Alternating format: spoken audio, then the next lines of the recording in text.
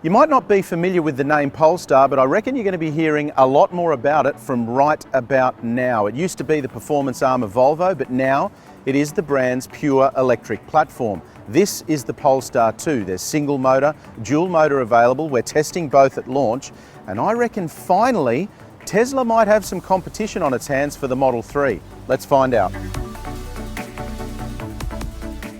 Three models comprise the Polestar 2 lineup at launch. There's a standard range single motor, long range single motor, and the range topping long range dual motor.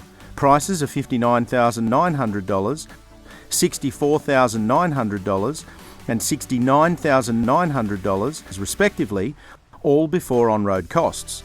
There's a healthy list of standard equipment as you'd expect, with the only downside being the fact that safety tech like adaptive cruise control, blind spot monitoring and rear cross traffic alert are part of a $5,000 optional pack. We'd like to see that safety equipment standard across the range. The cabin is beautifully presented and typically Swedish in the sense that it is understated and classy. While the materials, fit and finish and quality of the execution are all excellent, the highlight for us is the clear, easy-to-use portrait infotainment screen. Once you work the commands out, it's incredibly easy to control the car's functions. Android Auto is already catered for, there's an Apple CarPlay update coming soon, and the Google operating system is excellent.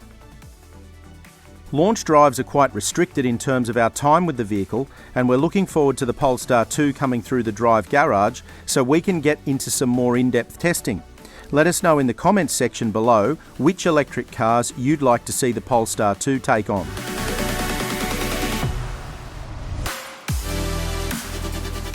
One of the positives about the Polestar is something that we note in just about every electric vehicle, and that's the silence. Have a listen to this.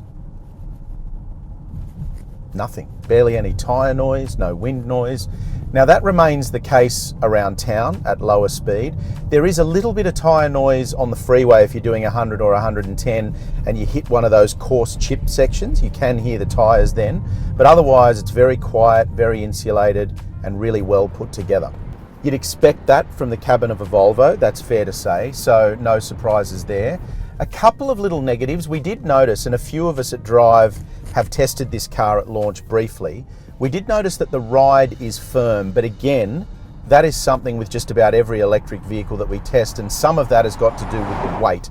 So that's a factor. It's not uncomfortable, but you do need to be aware that it's firm. The other thing that I don't love about the Polestar is this glass roof. I'm not a fan in environments like Australia with a glass roof only that doesn't have a retractable cover, because even though this is tinted, even though it's quite well insulated from the sun, there still is a hell of a lot of light that comes through there. I reckon on a really hot day there'd be a lot of heat that comes through there as well. So that's something I'd like to see Polestar offer, which is a retractable blind just to really shade that off properly if you wanted to. As for the positives, well, there's plenty. As I said, this is a really well put together vehicle. I love the cabin insulation and ergonomics. When you're trundling around town between, say, 50 and 60 kilometers an hour, the instant indicator shows that you're using somewhere between 15 and 18 kilowatt hours per 100 kilometers. So that's kind of par for the course, I guess, for this kind of electric vehicle. And we'll test that a little bit more closely when we have the Polestar in for a longer test, because we can tailor how we're driving it a little bit more to show you what it's using on the freeway, what it's using around town at lower speed. But everything about the way that you control the vehicle, the infotainment system, the screen, there's no Apple CarPlay at the moment, but there is an update coming.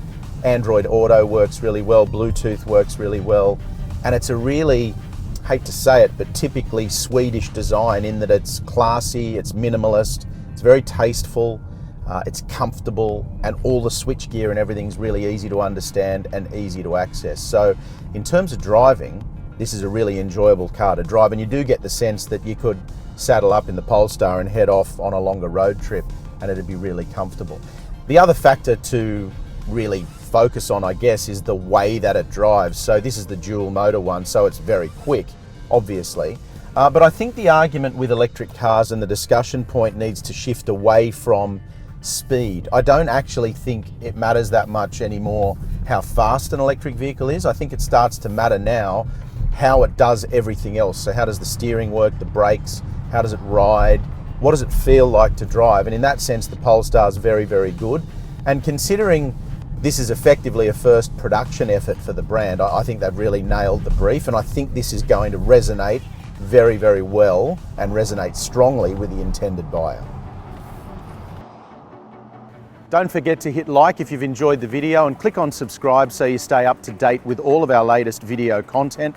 And of course, the full Polestar review is at Drive.com.au. Now, this is an impressive vehicle. We expected it to be, and it is in the real world, but there's some comparisons here that need to be done. The most obvious probably is the Tesla Model 3, and then of course there's the new Ioniq 5, which we also liked at launch.